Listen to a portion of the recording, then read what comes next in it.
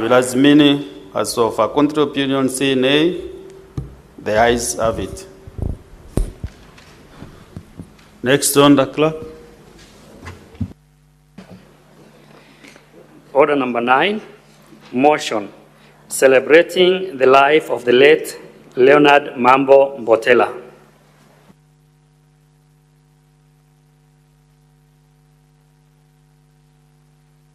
Sorry, let's, okay. Then we can reorganize the order paper, the business appearing in the order paper. Then we go to order number 10. After we dispense of that order, we will come back to order number 9. Clerk. Order number 10, motion recording the thanks of the Senate on Kenya's attempt for the position of the chairperson of the African Union Commission, AUC. At the end of the majority party in the Senate.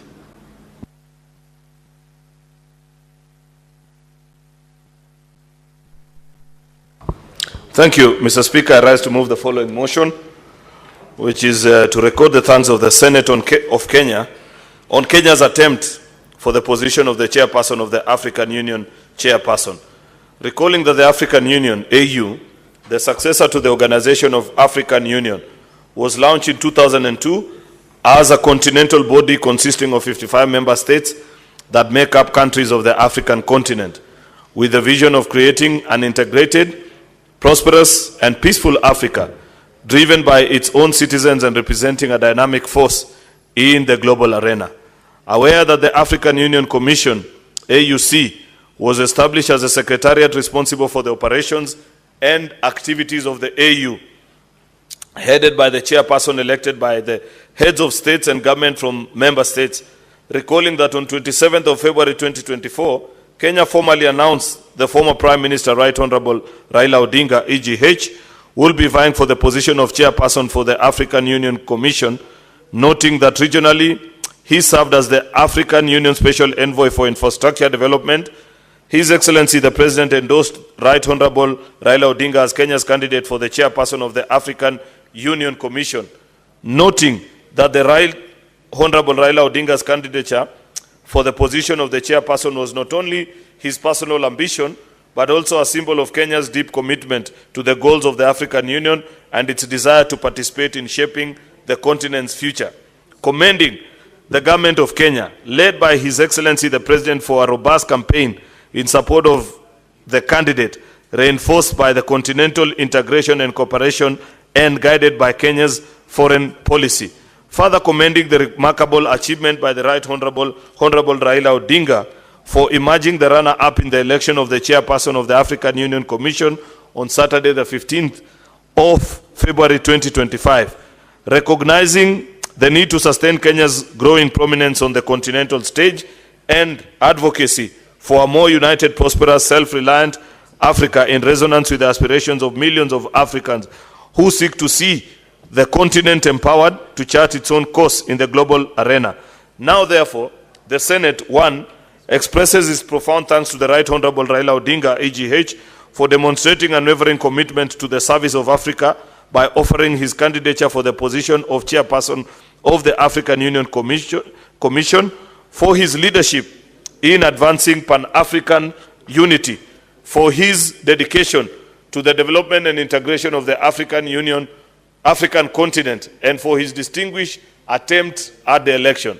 Second, records its thanks to His Excellency Dr. William Samoei Ruto, CGH, President and Commander-in-Chief of the Defense Forces of the Republic of Kenya, for endorsing the Right Honorable Raila Odinga, EGH, as Kenya's candidate for election as a chairperson of Africa Union, and for coordinating the campaign in support of his candidature. And 3, records its congratulations to His Excellency Mahmoud Ali Yusuf on his election as the chairperson of the Commission on Saturday, the 15th of February, 2025. Mr. Speaker, this is a very important motion because the Senate must be recorded as having had a voice post the events of Addis, Saturday, the 15th, 2025. Because Kenyans will want to know 20, 30, 40, 50 years later, as students of history, on what leaders of this House thought of the candidature of the Right Honorable Prime Minister, and second and most importantly, whether we appreciated that even standing up to the stage and taking on the continent of Africa, seeking the support of the more than 48 heads of states and governments, Mr. Speaker, and securing the support of nearly half of them is no mean achievement. Never minding the fact, Mr. Speaker, that unfortunately we didn't clinch this position as a country. Mr. Speaker, you know there has been very many speculations on reasons. I've seen people say various things.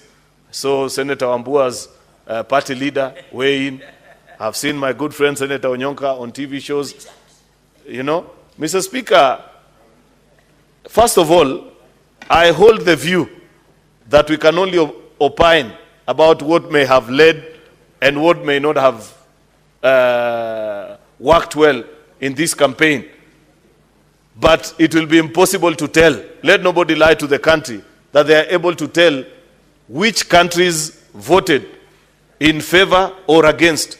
Therefore, these theories that are being advanced here, oh, Sadak, I think that's what Senator Onyonka was saying, or this or the other, you cannot tell.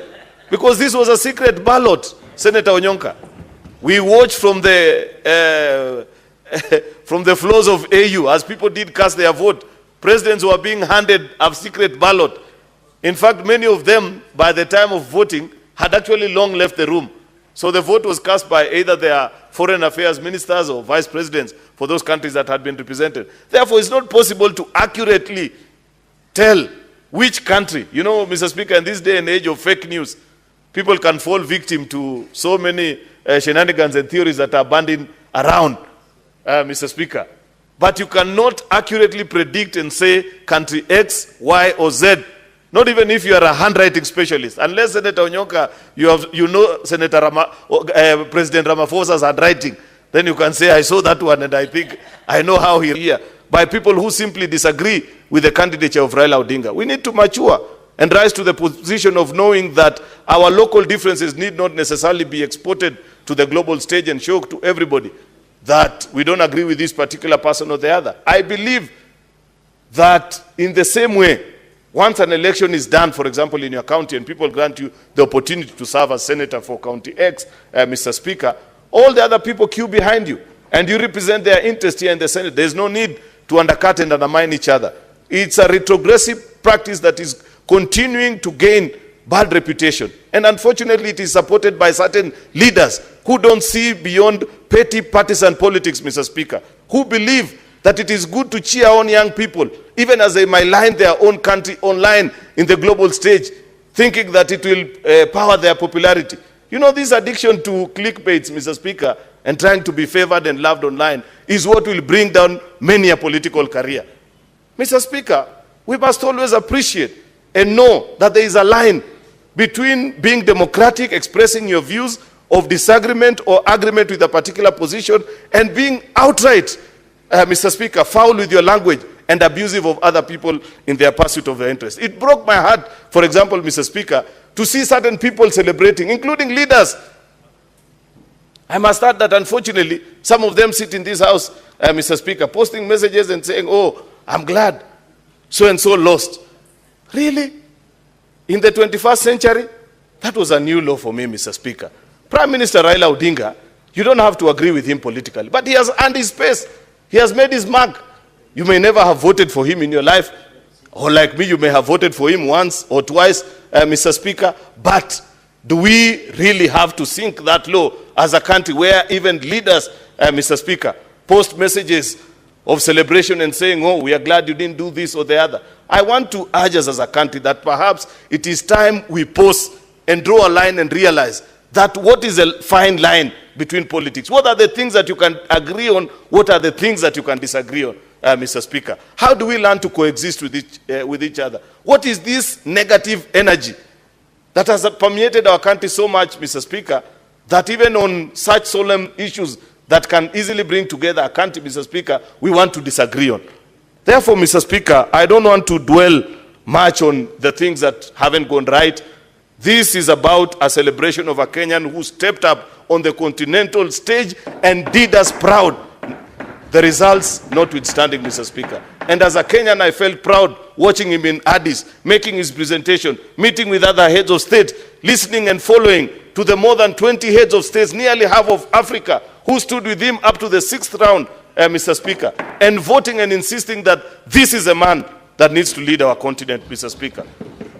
Lastly, Mr. Speaker, is to congratulate the gentleman that was elected, because in any election, there is a winner and a loser. Only that in this case, in my humble view, Africa lost, Mr. Speaker. It's not Raila that lost. Africa would have been served better by this statesman, Mr. Speaker. But because in any democratic process, we have been taught and must appreciate, Mr. Speaker, that the person that the majority have had their say and their view is that that person takes the lead, Mr. Speaker, then that particular individual, Mr. Speaker, this time being His Excellency Mohamed Ali Yusuf, we are duty bound to congratulate him. The last thing, Mr. Speaker, that I want to say, because I want to grant this opportunity to other senators also to share their thoughts on it, is that I know President William Ruto was asked by the rest of the African heads of states, I think last year, in last year's summit, to lead the charge on reforms of the AU. I want to believe, Mr. Speaker, that part of the recommendations that they will be making is one on the issue of how to make Africa a more cohesive society while taking into consideration the diverse nature of our society, especially in terms of region, language, and religion. I want to believe that it is possible, Mr. Speaker, to either force people or make it, you tweak the rules as such that it is possible that the chairperson and the vice chairperson are people that are elected that represent, if not the three of those demographics, at least two of them, Mr. Speaker. You know, for example, from our constitution, you must give it to the genius that insisted on the 50% plus one rule. And therefore, they have forced the politician to form alliances. Otherwise, if it had been left to simple majority, Mr. Speaker, you never know what will have happened in this country. People will have long disappeared into tribal cocoons and mobilized themselves along those lines. But because of that ingenuity, introducing a rule to the game, ensuring that for you, for example, to be elected president of Kenya, you must have the support of at least half of the people that... is my time up? Okay. I think I need to wind up.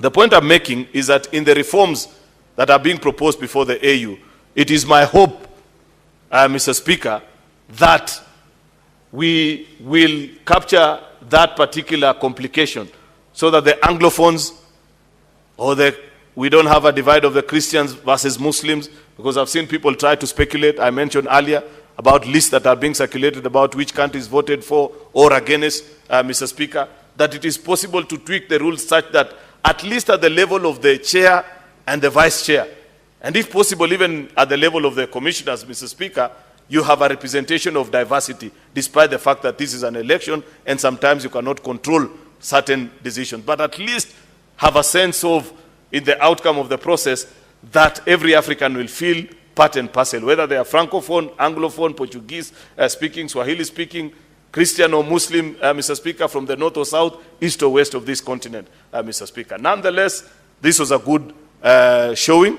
I want to believe that as leaders, there are many things that we have learned from this particular exercise, how our society can become better, and therefore I want to yield the floor, Mr. Speaker, to listen to the views of those who agree with me, those who disagree with me. I am willing to listen and learn. I have shared my thoughts on why I think it is a lie to try and perpetuate that a particular region voted this or the other way. But maybe there are people who have ways of establishing which country voted in favor, which region did do this or the other. I want to yield the floor to listen to those particular people, Mr. Speaker. With those many remarks, I want to request the Senator for Homa Bay, none other than Senator Moses Kajwang, Chairperson of PAC, son of Suba, Mr. Speaker, to second this motion.